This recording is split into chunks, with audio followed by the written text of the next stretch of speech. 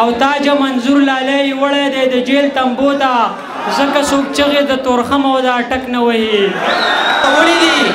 اوس په میکده کې وایي اخواشه او دې خواشه ستاسو په درون استقبال کې زه راغواړم ابراهیم تاج صاحب چې راشي او خپل خوندور شعرونه موږ سره شریک کړي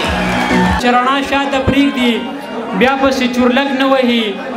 چې رڼا شاته پرېږدي بیا پسې چورلک نه وهي نو د خپل سوري په تیاره کې به تیندک نه وهي د کلیوالې خادۍ خوند بې خونده شوی دی اوس پیغلې د شین موټر سندرې او خانک نه وهي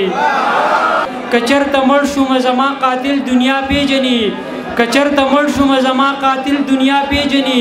هغه که وار کوي په مخ دې تربوزک نه وهي زه به سبا له د مردان د خان بابا په شان یم جانان که ما د خپل یادونو په چابک نه وهي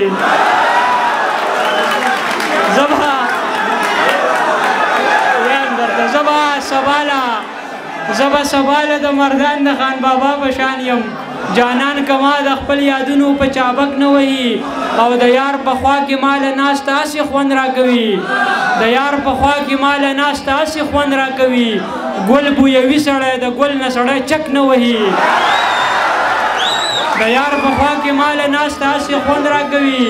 ګل بویوي سړی د ګل نه خلک چک نه وهي د خپلې خاورې د اختیار شعور به څنګه راولو د خپلې خاورې د اختیار شعور به څنګه راولو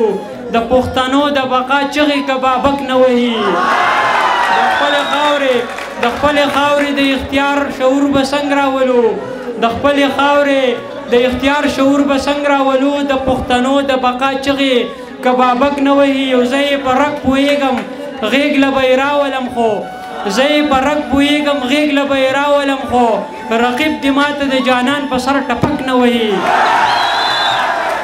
او تاج منظور لالی وړی دی د جیل تمبو ته ځکه څوک چغې د تورخم او د اټک نه وهي او دغه یو څو شعرونه نور وایم چې د مرګ او ژوند په جوارۍ کې سړی پاتې راشي چې د یارانو په سیالۍ کې سړی پاتې راشي او څه داسې څیز به وي چې ستا د اهمیت وړ وي تا ته به یاره په ډالۍ کې سړی پاتې راشي وایي چې شراب مراب او چرس مې وسکل خو نشه یې نه کړم شراب مراب او چرس مې وسکل خو نشه یې نه کړم په ځان مې هره خواري وکړله خو ښه یې نه کړم ستا د لاس زخم و د زړه په سر مې وساتلو ستا د لاس زخم و د زړه په سر مې وساتلو خوږو خو پته نشته ولې چې اوده یې نه کړم چې خپل قسمت راپسې هره دروازه بنده کړه چې خپل قسمت راپسې هره دروازه بنده کړه رور ته به نه وایم چې څه ومه او څه یې نه کړم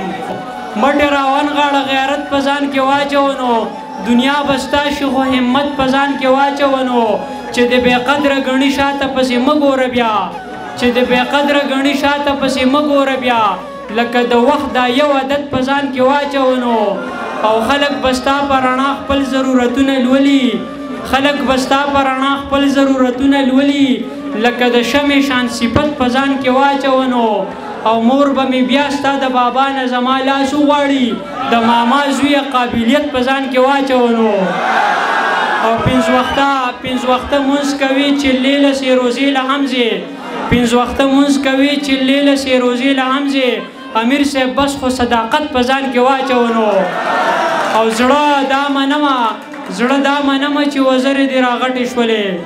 زړه دا منمه چې وزرې دې راغټې شوې بس د الوتو صلاحیت په ځان کې واچوه نو